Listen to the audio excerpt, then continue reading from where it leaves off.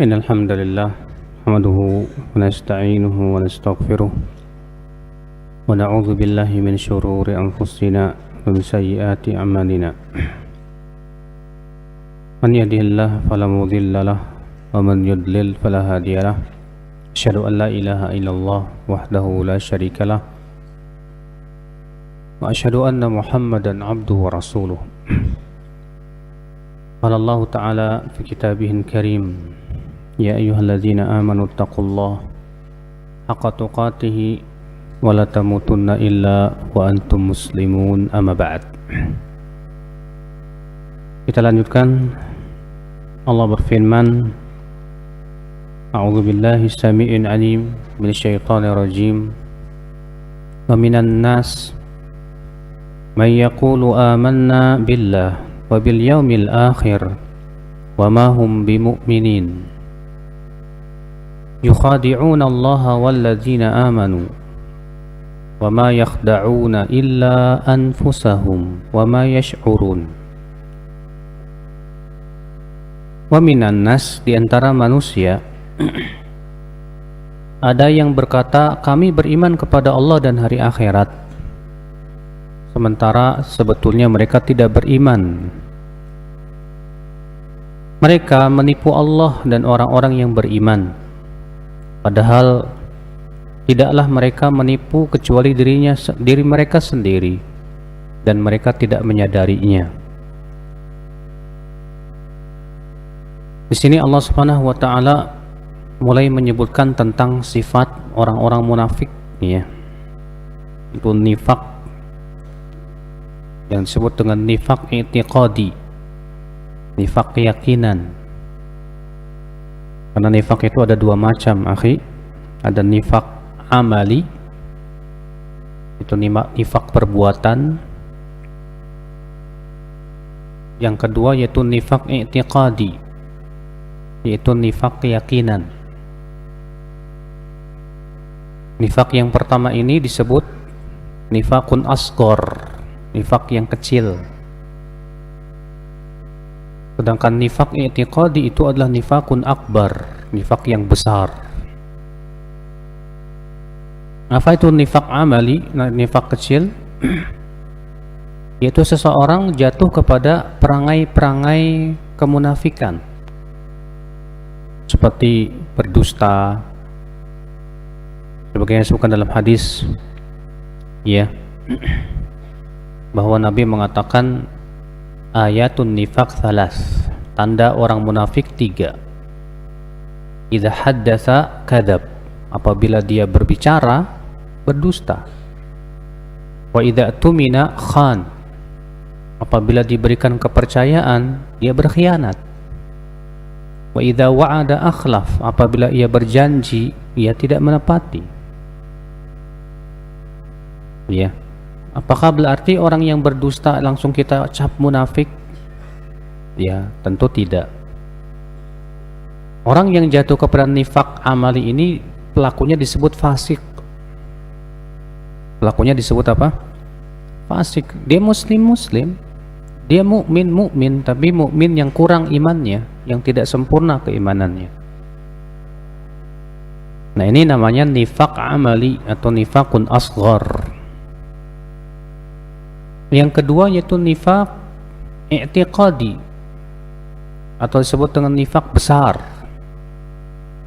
yaitu seseorang memperlihatkan keislaman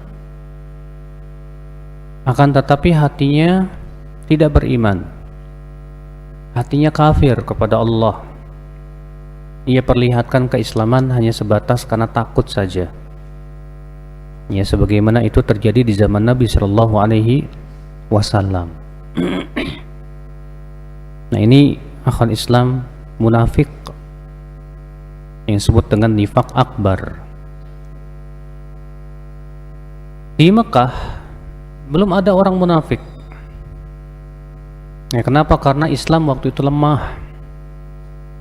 Nah, ketika Islam telah kuat di kota Madinah, telah tegak daulah Islamiyah di sana, mulailah muncul orang-orang munafikin. Pentolannya adalah Abdullah bin Ubay bin Salul. di mana Abdullah bin Ubay bin Salul ini, ya, tadinya dia mau dijadikan sebagai pemimpin di kota Madinah, tapi dengan kedatangan Rasulullah akhirnya tidak jadi. Maka dia menaruh rasa dendam, menaruh rasa kebencian. Akan tetapi ia tidak bisa memperlihatkannya. Dia terpaksa beriman, tapi hatinya tidak beriman. Ya, ini namanya Abdullah bin Ubay bin Salul.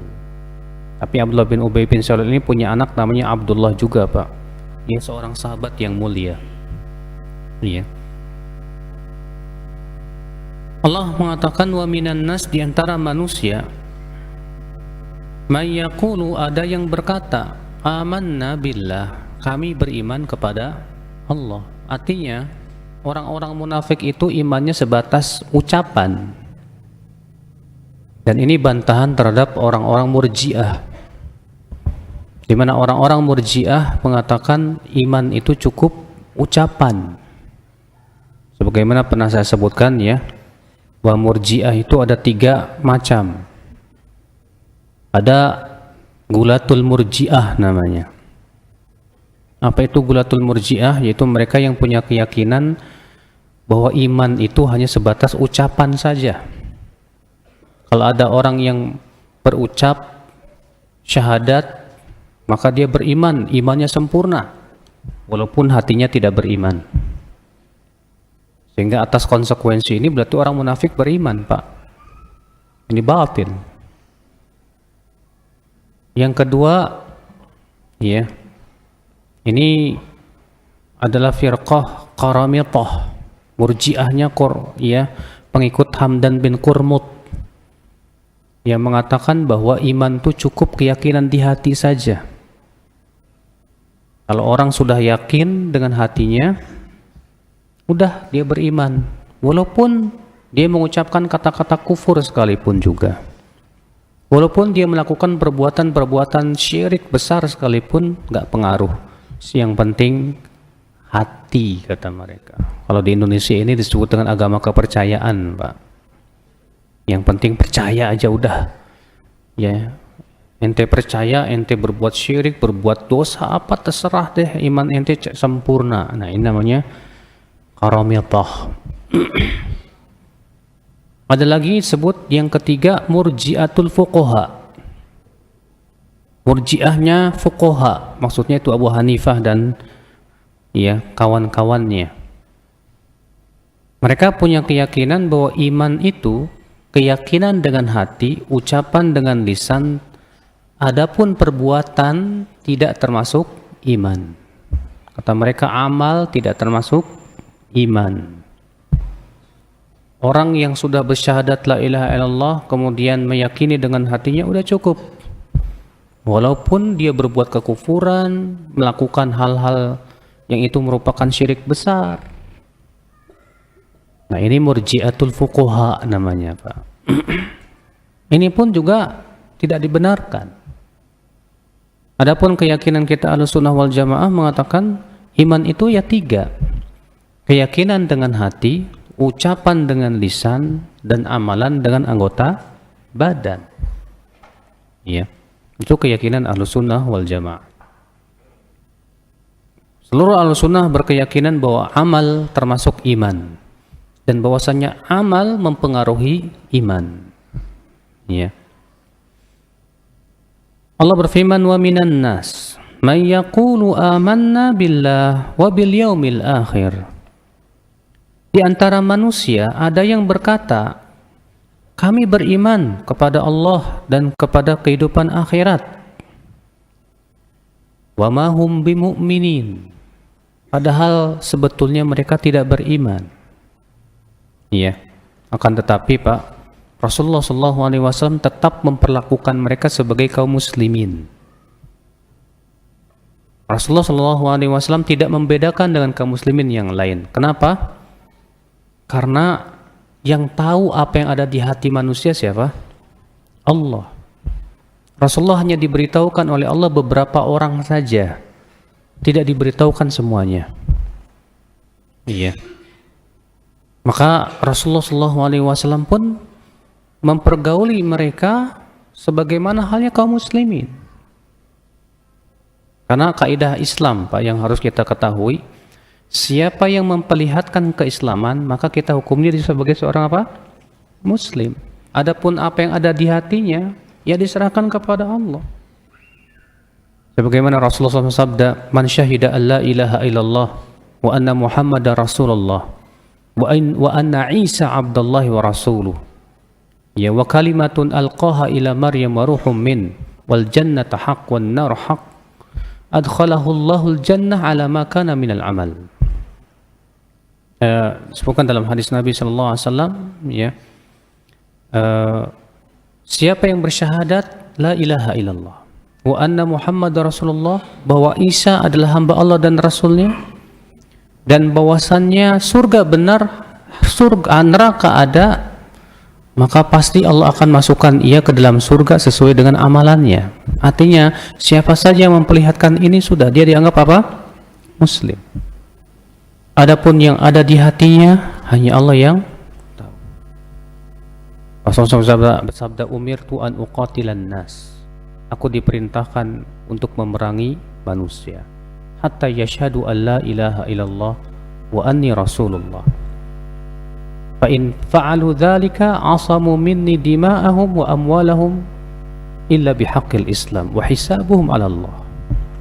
Aku diperintahkan oleh Allah untuk memerangi, ya, orang-orang kafir supaya masuk Islam, sampai mereka bersyahadat la ilaha illallah wa anna Muhammad Rasulullah, sampai mereka mendirikan sholat, membayar zakat. Jika mereka melakukan itu, maka mereka terpelihara darahnya dariku, kata Rasulullah, dan hisabnya dikembalikan kepada Allah. Artinya siapa saja yang memperlihatkan keislaman, wajib kita hukumi dia sebagai seorang apa? Muslim. Karena suatu ketika Nabi SAW mengirim pasukan dan di situ ada Bilal bin Rabah. Kemudian Bilal bin Rabah, ya, berusaha membunuh seorang kafir yang dia sudah banyak membunuh kaum muslimin. Akhirnya dia kejar itu orang. Ketika, ya, pedang sudah di depan dia, orang kafir ini berkata, "Asyhadu an la ilaha illallah wa asyhadu anna Muhammadar Rasulullah." Apa yang terjadi? Bilal berpikir ini orang cuma ketakutan aja, ini dibunuh juga. Tapi Bilal merasa gelisah. Lalu datanglah kepada Rasulullah SAW, "Hai Rasulullah, aku tadi membunuh orang, ya, yang sudah banyak membunuh kaum muslimin, dan ketika aku hendak ayunkan pedangku, dia mengucapkan asyhadu an la ilaha illallah, tapi aku tetap bunuh dia." Apa kata Rasulullah? "Aqataltahu ba'da ma qala la ilaha illallah?" Apakah kamu membunuh dia setelah dia mengucapkan la ilaha illallah? Kata Bilal, "Tapi ya Rasulullah, dia mengucapkan itu karena takut saja." Kata Rasulullah, "Afala syaqqaqta qalbah?" Kenapa kamu nggak belek saja hatinya supaya kamu tahu dia mengucapkannya karena takut atau bukan? Terus Rasulullah ulang-ulangi sampai-sampai Bilal berkata, "Andaikan aku baru masuk Islam pada waktu itu." Iya, lihat ya akal Islam, azakumullah wa iyaya. Rasulullah SAW marah banget kepada Bilal, padahal orang ini sudah mengucapkan apa? La ilaha illallah. Makanya siapa saja yang memperlihatkan keislaman di mata kita, ya sudah, kita hukum dia sebagai apa? Muslim, selesai. Iya.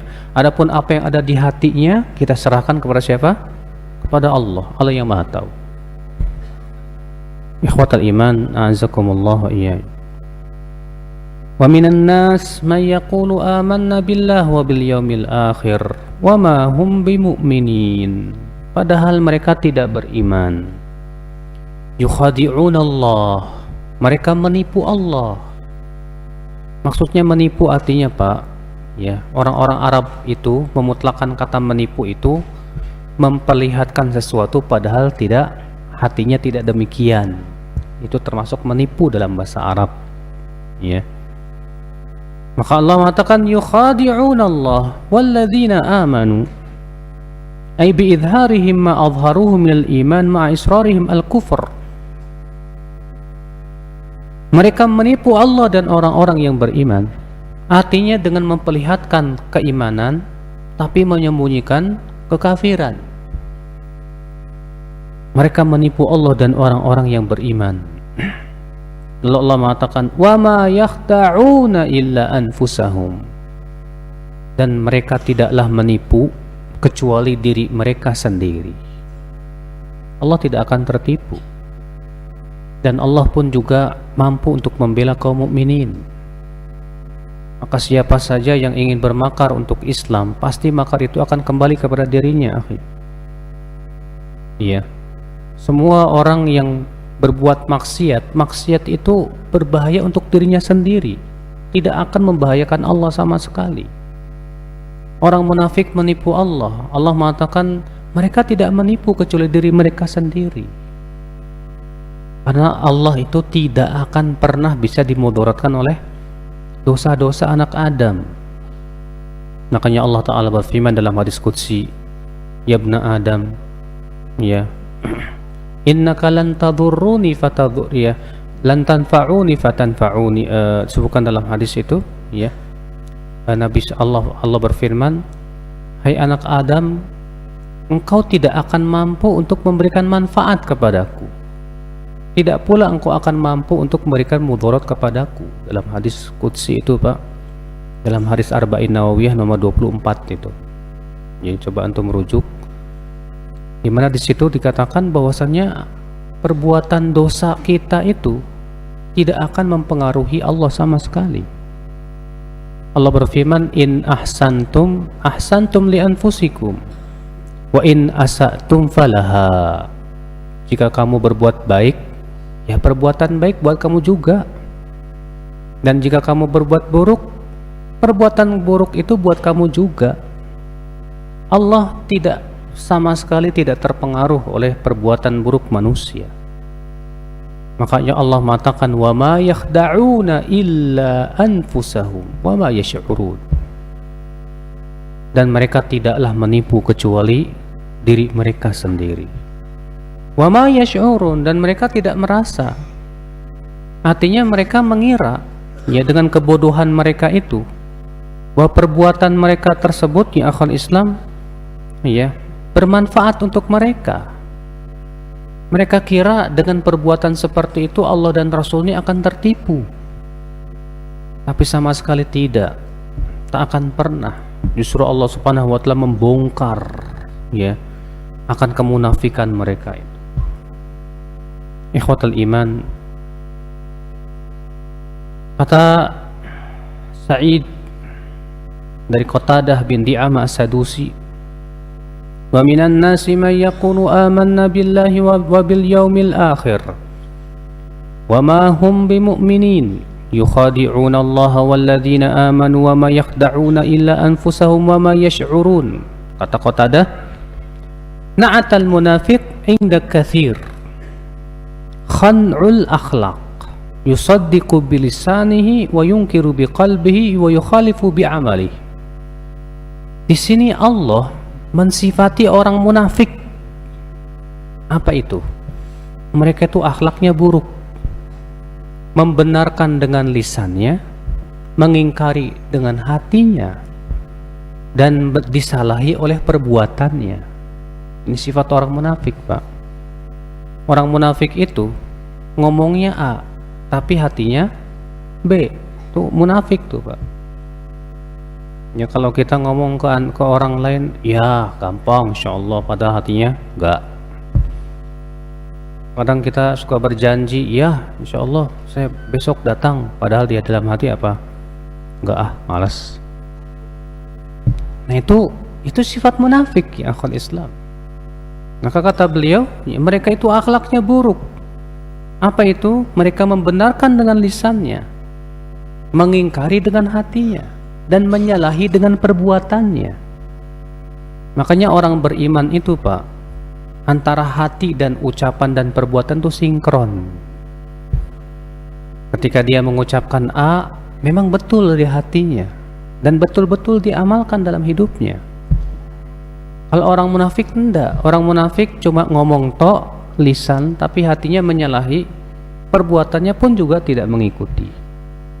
Insyaallah salamat wal afiyah, kita berlindung kepada Allah dari kemunafikan, Pak. Ya. Yusbihu ala hal wa yumsi ala ghairih. Kata Qatadah, orang munafik itu di waktu pagi di atas satu keadaan, di waktu sore sudah berubah lagi.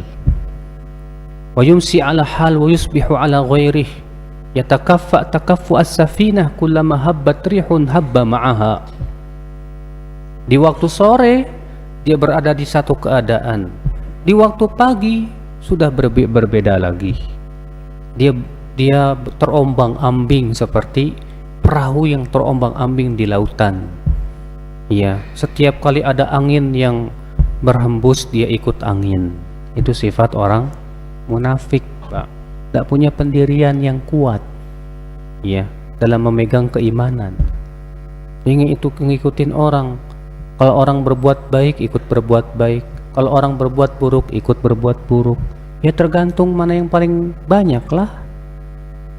Bukan seperti itu orang yang beriman. Orang yang beriman tuh tetap kokoh dan tegar di atas keimanannya, walaupun manusia ya menyimpang dari keimanan. Subhanallah, ikhwata Islam, a'azakumullah wa iyyai. Lalu Allah Ta'ala berfirman, fi qulubihim marad, di dalam hati mereka itu ada penyakit. Ya, penyakit apa? Ibnu Mas'ud berkata yang dimaksud adalah penyakit ragu. Demikian pula diriwayatkan dari Ibnu Abbas. Sementara Tawus berkata penyakit yang dimaksud yaitu riya. Sementara Ad-Dhahhak meriwayatkan dari Ibnu Abbas yang dimaksud adalah penyakit munafik. Berkata Abdurrahman bin Zaid bin Aslam, penyakit adalah maradun fid din, penyakit dalam agama. Walaysa maradan fil ajsad, bukan penyakit dalam tubuh, bukan. Dan penyakit dalam agama ini, Pak, lebih berat. Iya. Kalau ada orang dikasih penyakit tubuhnya meriang, sakit, ya, mahnya dan yang lain masih mending. Kalau kita dikasih sakit badan tuh, Masya Allah, Pak, bisa menggugurkan dosa, Insya Allah. Yang ngeri itu kalau penyakitnya itu penyakit apa? Din, hati. Penyakit ragu, penyakit munafik, naudzubillah, penyakit syahwat, penyakit hawa nafsu. Ya, wah ini berat banget. Sebab penyakit seperti itu akan kita bawa sampai kuburan, sampai di akhirat bahkan, ya akhwan Islam. Makanya perhatian kita terhadap hati itu, akhi, lebih harusnya daripada perhatian terhadap anggota badan kita. Ya kalau kita badannya sakit segera berobat ke dokter. Maka kalau kita badannya, hatinya sakit, kita harus bisa merasakan. Kalau hati kita sudah tidak bisa merasakan sakitnya hati, Pak, penyakit hati, itu tanya, jangan-jangan nih hatinya sudah mati. Iya. Kalau badan yang sehat, ketika sakit dia akan merasakan rasa sakit. Kalau antum sehat, tiba-tiba kena flu, saya yakin antum akan merasa itu. Demikian pula kalau hati sehat, terkena punya penyakit, pasti akan perasa itu, Pak. Galau, gelisah, dan yang lainnya. Iya, itu tanda, sinyal bahwa di dalam hati kita ada apa? Penyakit, ya akhwan Islam, azani Allah wa iyyakum. Fi qulubihim marad, di hati mereka itu ada penyakit. Dan subhanallah, Pak, orang munafik itu disifati oleh Allah di dalam surat Al-Munafikun, badannya itu Masya Allah, Pak, membuat orang kagum. Allah berfirman tentang orang munafik dalam surat Al-Munafikun tuh, wa idza ra'aitahum tu'jibuka ajsamuhum Apabila kamu lihat kepada mereka, maka badan mereka itu membuat kamu kagum. Artinya orang munafik itu hanya mikirin badan tok, tapi tidak pernah mikirin apa? Hatinya gitu. Ada orang terkadang Masya Allah, kalau untuk badan dah sampai keluar ratusan ribu bahkan jutaan nggak masalah. Yang penting kelihatan ganteng gitu kan, yang penting cantik, yang penting Masya Allah. Bahkan di antara mereka ada yang supaya kelihatan badannya ganteng, kuat, tapi tidak pernah mikirkan apa? Hatinya. Bukan berarti kita tidak boleh mengolah badan, Pak. Kalau kita mengolah badan, misalnya antum fitness, antum apa, ya silahkan aja, selama kita tetap waspada tentang hati kita. Kalau kita betul-betul memikirkan hati kita, maka itu yang insya Allah Pak menjadi keselamatan kita insya Allah. Makanya lihat Pak, ya Allah mensifati orang munafik badannya mengagumkan. Dan kalau antum melihat ya sifatnya kaum mukminin, ya biasa-biasa aja. Makanya ya akhal Islam azakumullah wa iyyakum, dari itulah para sahabat, mereka perhatiannya kepada hati lebih dibandingkan dengan perhatian mereka kepada badan. Ya, mereka betul-betul orang yang paling bening hatinya, orang yang paling baik hatinya, orang yang dipenuhi dengan keimanan. Iya, baju mereka kalau kita lihat para sahabat tuh Pak, bajunya kasar-kasar, tapi hatinya lembut-lembut. Sementara kita di zaman sekarang bajunya lembut-lembut Pak, tapi hatinya keras-keras. Ya, Allahul musta'an wal itiklan. Akibat daripada apa?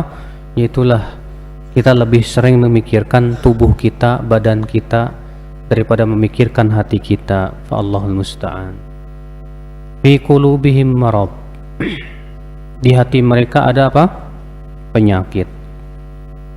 Fazadahumullahu marada, maka Allah tambahkan lagi penyakit yang ada itu. Ya, itu orang munafik itu Pak. Ketika diturunkan ayat-ayat Al-Quran malah bertambah penyakit Pak.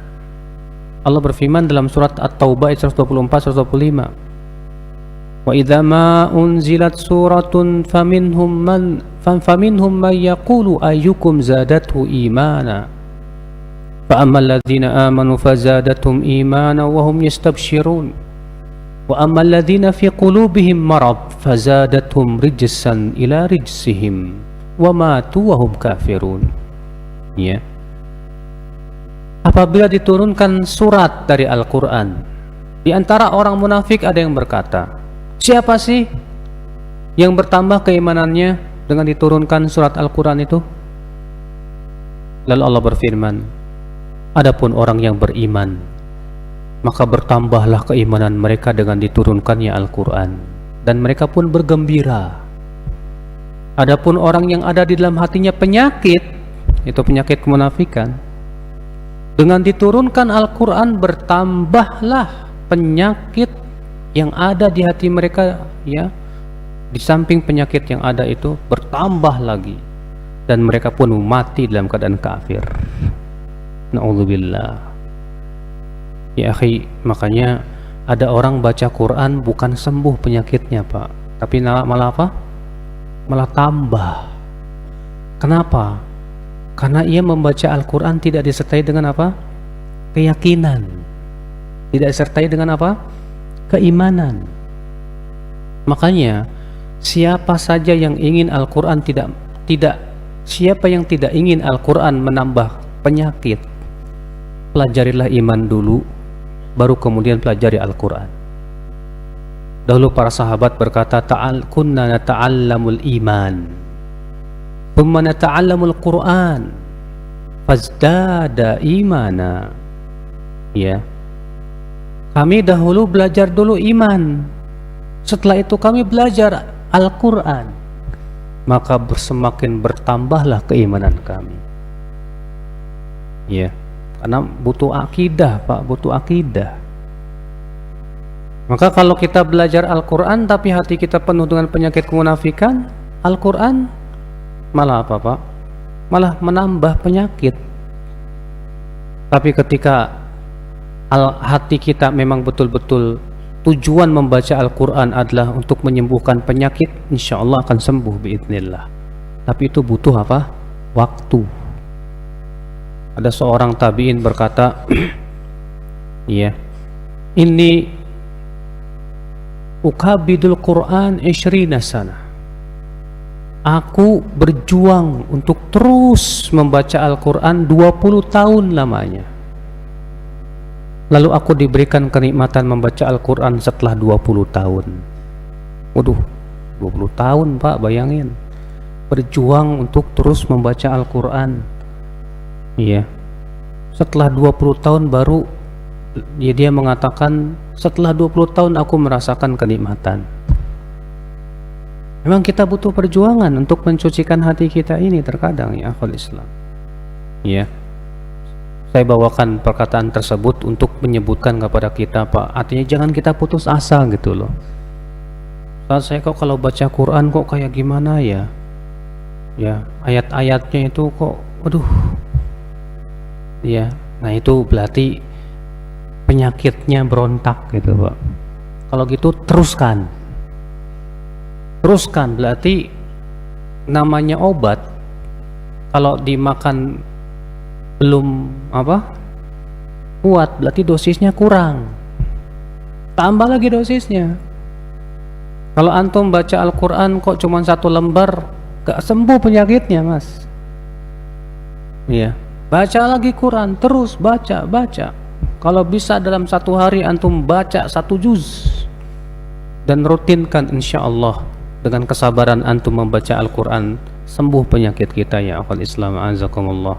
Kenapa? Karena Al-Quran itu syifa'ul lima fis sudur, ya penyembuh apa yang ada di dalam hati. Ya akhwatul Islam a'azani Allah wa iyyakum. Fi qulubihim marad fazadahumullahu marada. Lalu Allah pun tambahkan penyakit mereka tersebut, ya, ay syarran ila syarrihim wa dhalalatan ila dhalalatihim. Artinya keburukan ditambah lagi keburukan, kesesatan ditambah lagi kesesatan. Iya. Kenapa? Karena mereka selalu mengikuti hawa nafsu. Karena mereka ya akhwat Islam sebetulnya memang tidak mau tunduk kepada Allah dan Rasulnya. Fazadahumullahu marada walahum adzabun alimun bima kanu yakdzibun.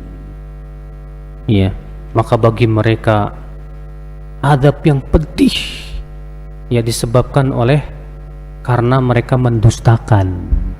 Dalam qiraat yang lain bima kanu yukadzibun. Dalam qiraat ini bima kanu apa? Yakdzibun. Kata Ibnu Katsir, waqad kanu muttasifina bihadza wa hadza. Mereka dahulu orang-orang munafikin itu mempunyai sifat ini dan itu. Fa innahum kanu kadzabah yakdzibuna bil haqq wa yajma'una baina hadza wa hadza. Karena orang-orang munafik itu Pak, mereka tuh suka berdusta kalau ngomong, dan mereka pun juga mendustakan kebenaran, sehingga mereka menggabungkan 2 perkara yang buruk. Sudahlah dia mendustakan kebenaran, sudah begitu dia apa? Ngomongnya suka dusta. Iya. Waqad su'ila al-Qurtubi wa ghairuhu minal mufassirin an hikmati Kaffi alaihi salam an qatlil munafiqina ma'a ilmihi bi a'yani ba'dihim. Al-Imam Al-Qurtubi pernah ditanya, apa sih hikmahnya? Kenapa sih Rasulullah tidak membunuhi orang munafik aja? Iya. Kenapakah orang munafik dibiarkan sama Rasulullah SAW? Maka mereka menyebutkan, di antara jawabannya adalah yang disebutkan oleh Rasulullah SAW dalam hadis yang diriwayatkan Bukhari dan Muslim. Waktu itu Rasulullah ditanya tentang itu, kata Rasulullah, akrahu an yatahaddatsal Arab anna Muhammadan yaqtulu ashabah. Aku tidak mau nanti orang-orang Arab akan berbicara bahwa Muhammad membunuh teman-temannya sendiri.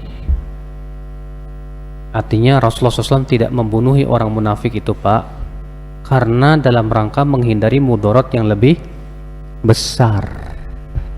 Iya. Sebab kan orang munafik itu di zaman Rasulullah memperlihatkan keislaman tidak? Ikut sholat tidak? Iya, ikut sholat. Nah, kalau dibunuh sama Rasulullah SAW, nanti orang akan berkata, "Wih, Muhammad membunuh temannya sendiri. Ini gimana sih?" Akhirnya akan menimbulkan mudarat yang lebih besar. Dan ini kaidah dalam Islam, Pak. Daf'ul mafasid muqaddam ala jalbil masalih.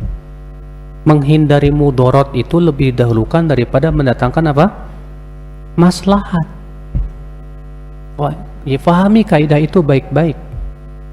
Ya, karena kaidah itu sangat agung sekali ya akal Islam. Ya. Fi qulubihim marad fazadahumullahu marada walahum adzabun alimun bima kanu yakdzibun. Lalu Allah berfirman, wa idza qila lahum la tufsidu fil ardi qalu innama nahnu muslihun. Apabila dikatakan kepada mereka orang-orang munafik itu, jangan kalian berbuat kerusakan di muka bumi dengan perbuatan kemunafikan kalian dan amalan maksiat kalian itu. Apa kata mereka?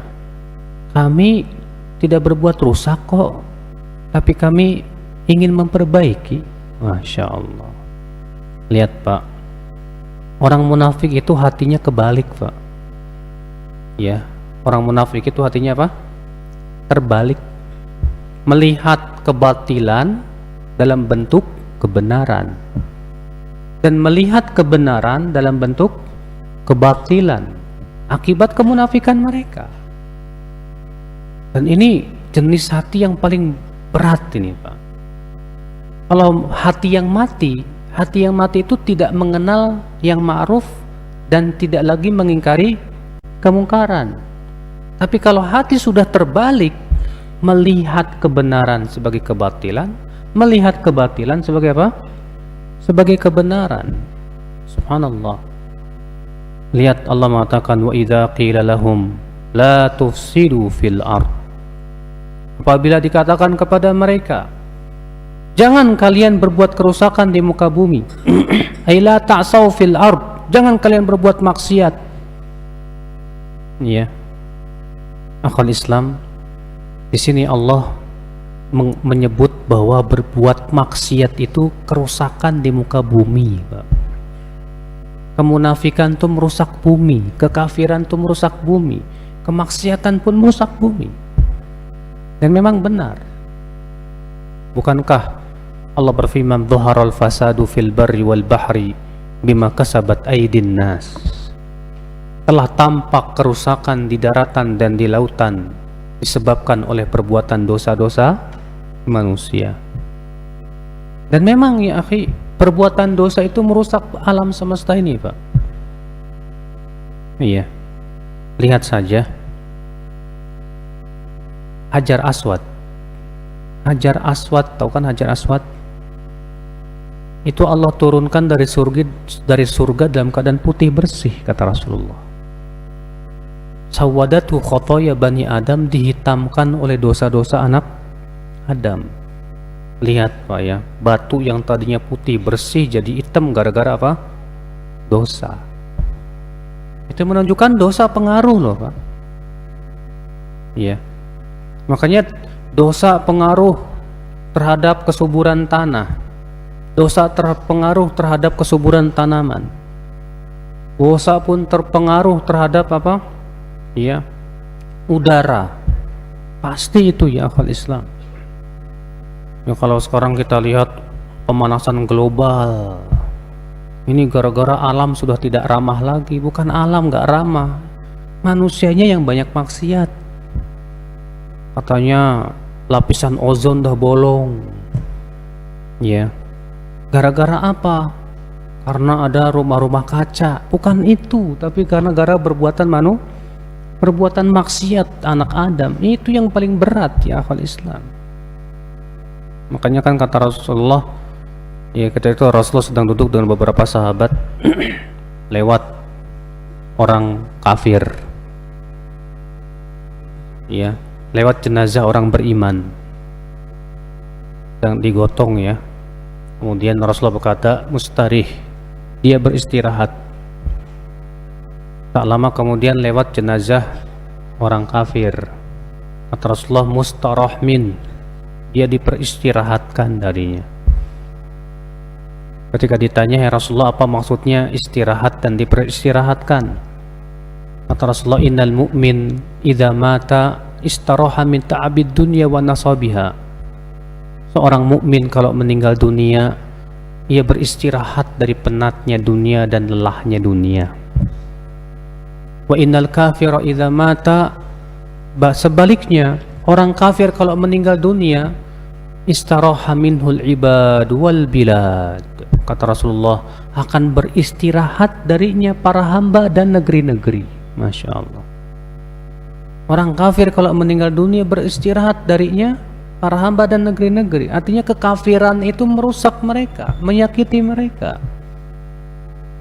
Makanya ya akal Islam, subhanallah, ya, di zaman Rasulullah SAW itu Pak, angin masih membawa bau orang yang bergibah. Ya, di zaman Rasulullah SAW itu Pak, para sahabat masih mendengar tasbihnya makanan yang sedang dimakan. Tapi kemudian setelah itu tidak lagi terdengar karena banyaknya maksiat. Rasulullah SAW pernah suatu malam mau keluar. Kata Rasulullah, inni kharajtu ilaikum li ukhbirakum an lailatul qadar. Aku sengaja malam ini keluar kepada kalian untuk mengabari kapan bulan ini akan terjadi Lailatul Qadar. Fatalaha minkum rajulan. Rupanya di antara kalian ada yang berantem. Farufi'at, gara-gara itu Allah angkat beritanya. Fa'asa an yakuna khairul lakum, kata Allah, kata Rasulullah, mudah-mudahan itu baik buat kalian. Gak jadi diberitahu oleh Allah gara-gara ada dua yang bertengkar. Makanya subhanallah ya akhi, itulah hakikat berbuat kerusakan di muka bumi.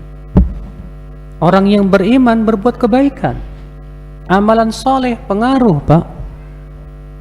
Makanya kan disebutkan dalam hadis bahwa innal alim, orang yang berilmu itu, la yastaghfiru lahu man fis samawati wa man fil ard hatta al-hitan fil ma'il bahar. Dimohonkan ampunan oleh apa yang ada di langit dan di bumi, sampai-sampai ikan yang ada di lautan pun memohonkan ampunan kepada orang yang berilmu.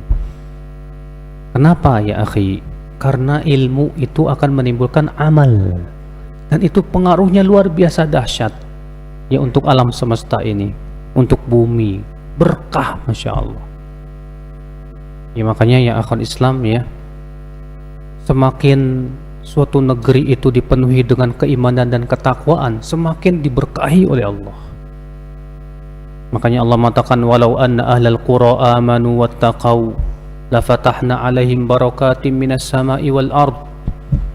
Kalaulah penduduk negeri itu beriman dan bertakwa, kata Allah, maka kami akan bukakan keberkahan-keberkahan dari langit dan bumi. Walakin kadzabu, akan tetapi sayang mereka mendustakan ayat-ayat Allah. Ya. Makanya ya akal Islam, ketika bumi itu dipenuhi maksiat, keberkahannya berkurang. Semakin bumi dipenuhi maksiat, semakin berkurang keberkahannya, sampai kepada titik krisis, di mana Rasulullah SAW akan mengabarkan sebelum Dajjal datang, kata Rasulullah, Allah akan menahan setengah air hujan di tahun pertama. Di tahun kedua Allah tahan 2/3 hujan. Di tahun ketiga Allah tahan hujan sama sekali. Dan di saat itu tidak ada makanan. Ya, bahkan Pak, salah satu apa sih yang menangani masalah makanan yang di PBB itu si UNICEF apa ya? Ya, mengatakan hasil penelitian mereka, jumlah makanan di dunia semakin berkurang. Semakin berkurang dan akan terus berkurang memang akibat maksiat manusia. Kenapa? Karena maksiat itu memang mencabut keberkahan. mencabut keberkahan bumi ini, semakin berkurang, semakin terus sampai kepada titik klimaks nanti. Nanti pas zaman Nabi Isa kembali menjadi apa? Ya, di zaman Imam Mahdi dan Nabi Isa akan kembali semakin berkah lagi, kata Rasulullah SAW. Ya, sampai-sampai satu buah delima bisa dimakan 8 orang. Ya, saking berkahnya di zaman tersebut. Kenapa? Karena waktu itu bumi dikuasai oleh iman dan Islam, sehingga memberkahi, ya akhwal Islam azakumullah. Makanya maksiat selama-lamanya tidak akan memberkahi, bahkan mencabut keberkahan. Makanya ya akhi, perbuatan dosa itu merusak bumi. Maka Allah mengatakan di sini, wa idza qila lahum la tufsidu fil ard. Apabila dikatakan kepada mereka orang-orang munafik itu, jangan kalian berbuat kerusakan di muka bumi dengan perbuatan kemunafikan kalian, perbuatan dosa-dosa kalian itu. Tapi rupanya dasar orang munafik, hatinya sudah tertutup mati. Mereka berkata, justru kami sedang berbuat islah, berbuat baik.